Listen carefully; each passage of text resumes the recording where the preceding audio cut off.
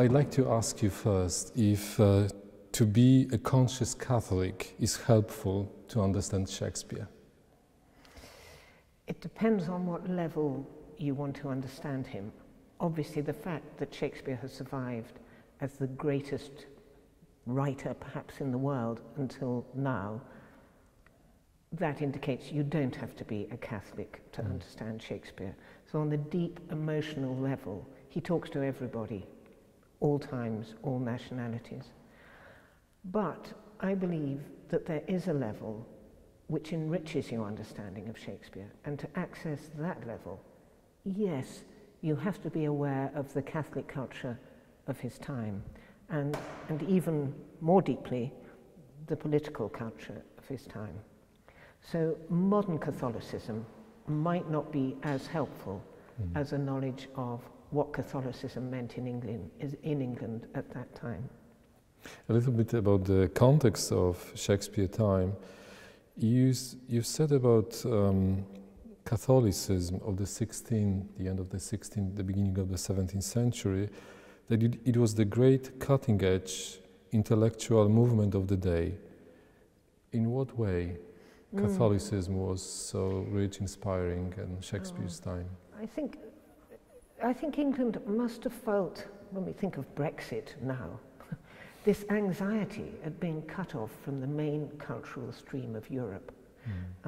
Europe was enjoying the Counter-Reformation. If you look at the art of Europe, of Italy, of the Low Countries, this was the time of Caravaggio. Who did we have in England?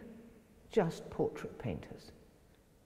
So England, the parameters in which artists could work in England, dramatists, painters, was very narrow. There was a lot of self-censorship going on as well. So England was cut off from the great explosion, which was the Counter-Reformation abroad in certainly Poland. And the Counter-Reformation was led dramatically by the Jesuits. The Jesuits led when it came to drama.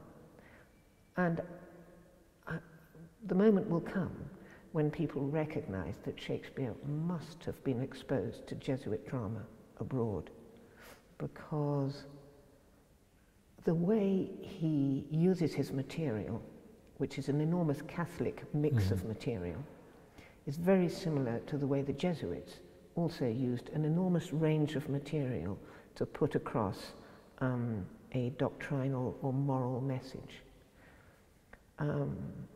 So the cutting edge was something we were cut off from, but Shakespeare, in a way, transposed it into an English idiom for us. Spencer tried, but not many others could. We were in a bit of a backwater. On the personal level, did the work and also work with Shakespeare's Catholic codes, did it help you to understand deeper the British identity? Well, it's such an interesting question, that. It's made me think very hard about the English identity. I think we've had a false history, we've had a false idea of our identity, that something positive began in the 16th century. That's the myth, that's the way I was taught, that under Queen Elizabeth a great movement was initiated and the British Empire began then. You can trace even the Industrial Revolution back to then, and Shakespeare is in a way the flag under which the British Empire began to fly. But because we've cut off and censored the Catholic history of the time, the oppositional history, the history of the defeated, if you like, we've got only a partial picture of what happened then. And that makes the Civil War, which happened in the mid-17th century in England, a puzzle to us. Why did that happen? At least to me. And a lot of subsequent English history becomes a puzzle. Why did that happen? Why was there so much non-conformity in England? And when you come to a writer like William Cobbett, who wrote in the early 19th century, Cobbett writes as someone who has just discovered the missing key to English identity and to English history.